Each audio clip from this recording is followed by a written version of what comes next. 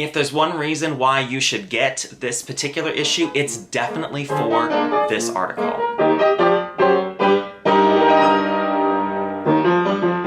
Hello fellow Ozians, I'm the Louisiana Quadling, a Wizard of Oz collector and enthusiast, and today we are talking about the latest issue of the Baum Bugle. Now, what is the Baum Bugle, might you be asking? The Bugle is a magazine printed by the International Wizard of Oz Club. And in order to get the magazine, you have to become a member of the Oz Club. I've left a link in the description if you would like to join. The magazine has been printed since the club started in 1957 and is printed 3 times a year. Now, the issue that we're looking at today is the Spring 2023 issue. And as usual with all of my Baum Bugle videos, I won't be covering everything that's inside this particular issue. I'll just be giving you some highlights of what I liked. This is volume 67, number 1. This particular issue is another themed issue. This one is centered around International Wizard of Oz, seeing how the Wizard of Oz has been depicted and seen across the world. And my first highlight from this issue is a Baum Bugle exclusive. Leonid Vladimirsky remembers her father, Leonid, who illustrated the Russian translation of The Wizard of Oz and its sequels written by Alexander Volkov. The Soviet Union had their own version of the Oz books. All of the later Russian Oz books are not translations of L. Frank Baum's original books. They are completely original stories written by Volkov. Now, Leonid Vladimirsky, he illustrated all of those books, as well as The Wizard of Oz Russian translation. Aya spoke about her parents, and particularly what it was like growing up with an artist as a father. One of the things that she mentioned was that she would model for her father's illustrations, and one of the characters that she was modeled after was Dorothy. And of course, in the Russian books, she is called Ellie. So Aya literally got to be Dorothy. I thought that was so sweet and so cool.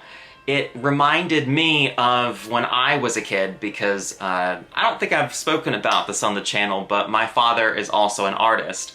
And it brought back so many great memories when I was a kid where my dad would either be drawing something or painting something and he would say, hey, can you come over here? I just want to see how your hand looks. I want to see how your arm is, so that he could do something as naturalistic as possible. And I just really liked that aspect of this particular article. If there's one reason why you should get this particular issue, it's definitely for this article. My second highlight is a discussion on the publishing history of the Oz books in the United Kingdom. A British friend of mine told me in the past that the Oz books were really difficult to find in the United Kingdom, and I wasn't quite sure what they meant. And this article definitely answered a lot of questions that I had. Now, this article doesn't give a complete comprehensive look at all of the various different editions that were published in England. It just gives you highlights to really show you how strange the publishing was. They didn't get the Oz books in order. Like, ever. And it's just beyond strange. I would love to read a book that just goes into a comprehensive history of England because it sounded really fascinating. And my last highlight is a little short article near the end of the Bugle that talks about how, was the Oz Club actually international back in its early days? The answer is yes, it actually was. Even with its small numbers.